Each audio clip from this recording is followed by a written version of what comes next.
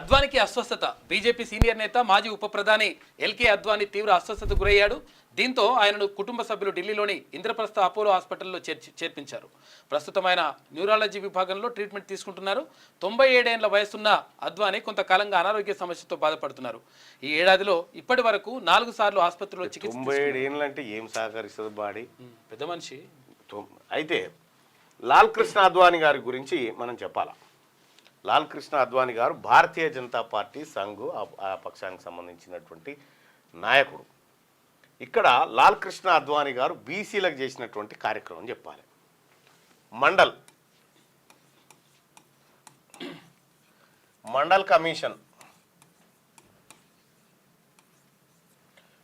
Commission అని ఒకటి వేసిరు బీసీల స్థితిగతులు దేశంలో తెలుసుకోవడానికి. ఈ మండల్ కమిషను రిపోర్ట్ ఇచ్చింది. దేశవ్యాప్త పర్యటన చేపట్టి రిపోర్ట్లు తయారు చేస్తుంటే దీన్ని డైల్యూట్ చేసేందుకు సారు మండల్కు కమండల్ యాత్ర మొదలుపెట్టిండు. దీనికి ఆపోజిట్గా దీన్నే కమండల్ యాత్ర అంటారు. దానికి కమండల్ యాత్ర అంటే ఇదేంది, రథయాత్ర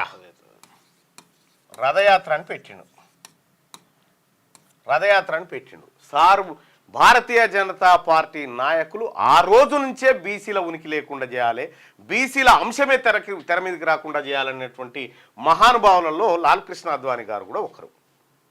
ఈరోజు నరేంద్ర మోడీ గారు బీసీల కులగణన చేస్తే ఎక్కడ బీసీలు మేల్కొంటారో, ఎక్కడ మనువాదం మళ్ళీ మంటగలిచిపోతుందో అనేటువంటి భయంలో ఆయన ఒక బీసీ వాడయుండి ఇలా బీసీలను ఎదగకుండా బీసీల ఉనికి లేకుండా చేస్తున్నటువంటి నరేంద్ర మోడీ గారి పైన నిన్న పార్లమెంట్లో చర్చ జరిగింది.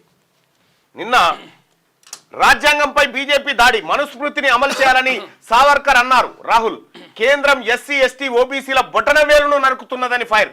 రాజ్యాంగంలో భారతీయత ఏమీ లేదని దాని స్థానంలో మనుస్మృతిని తీసుకురావాలని సావర్కర్ స్పష్టంగా చెప్పారు.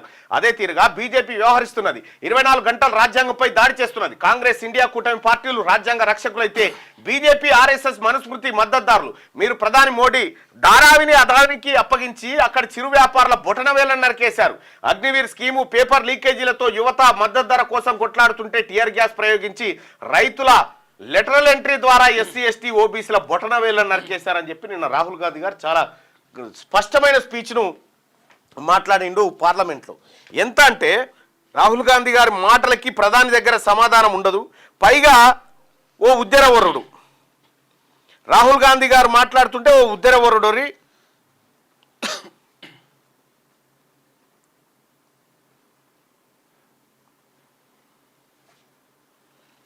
అంటే రాజ్యాంగాన్ని, జాతిని, దేశాన్ని అవహేళన చేయడంలో వీళ్ళని మించిన వాళ్ళు ఎవరు లేరుగా.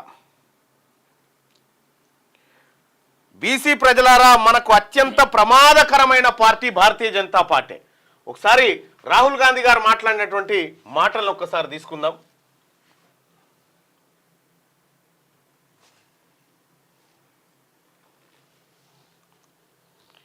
తిరుగుతుంది.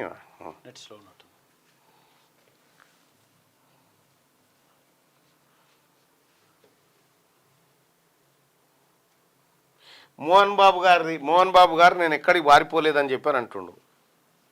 రాహుల్ గాంధీ గారు మాట్లాడినటువంటి మాట ఇది. రాజ్యాంగం పైన భారతీయ జనతా పార్టీ, నరేంద్ర మోడీ ప్రభుత్వం దాడి చేస్తూ ఉంది. అత్యంత ప్రమాదకరం. భారతదేశంలో ఉన్న బీసీ, ఎస్సీ, ఎస్టీ, మైనారిటీ ప్రజలందరికీ కూడా అత్యంత ప్రమాదకరమైనటువంటి పార్టీ భారతీయ జనతా పార్టీ అనేది నిన్న రాహుల్ గాంధీ గారు అక్కడ చెప్పినటువంటి మాట. ఇక కాంగ్రెస్తో దేశానికి తీరం నష్టం అని చెప్పి నరేంద్ర మోడీ గారు అంటా ఉన్నారు. నెహ్రూ సొంత రాజ్యాంగాన్ని నడిపారు. ఈ సొంత రాజ్యాంగమా? నెహ్రూ రాసిందా? ఇది బాబాసాహెబ్ అంబేద్కర్ రాసినటువంటి ఆ టీం రాసినటువంటి రాజ్యాంగం. ఇది గాయంత సోయలేకపోతే ఎట్లా? మోడీ గారు దొంగచాటుగా కాన్స్టిట్యూషన్ను సవరించారని ఫైర్ అట. దొంగచాటుగా సవరించారట. ఇదే కాన్స్టిట్యూషన్ కదా ఉన్నది.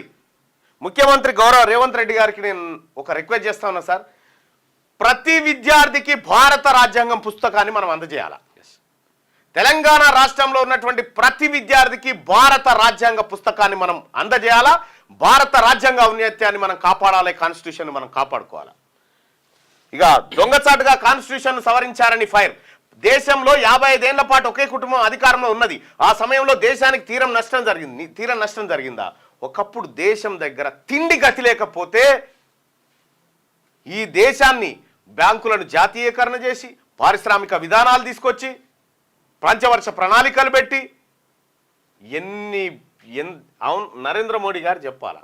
నరేంద్ర మోడీ గారు ఇందిరాగాంధీ ఈ దేశం కోసం ప్రాణాలు అర్పించింది. రాజీవ్ గాంధీ ఈ దేశం కోసం తునాతునకలైపోయాడు. నెహ్రూ కొన్నేళ్ల పాటు జైలు జీవితాన్ని గడిపాడు. మీ చెప్పు సార్ ఏమనుంటే, మీ చెప్పురేమనుంటే, మీ చరిత్ర మొత్తం రక్తసిక్తమే అయి ఉన్నది కదా. మీ చేతులు రక్తంతో తడిచున్నాయి కదా. ఈ దేశంలో మీరా మాట్లాడేది? దేశంలో 55 ఏళ్ల పాటు ఒకే కుటుంబం అధికారంలో ఉన్నది.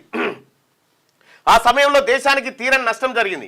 ఎమర్జెన్సీ అనేది ఓ చీకటి అధ్యాయం. ఎమర్జెన్సీ చీకటి అధ్యాయం కాదు. ఆ రోజు దేశ పరిస్థితుల నేపథ్యంలో జరిగినటువంటి ఘటనలు పుంజాల శివశంకర్ రాసినటువంటి పుస్తకంలో అది ఉంది.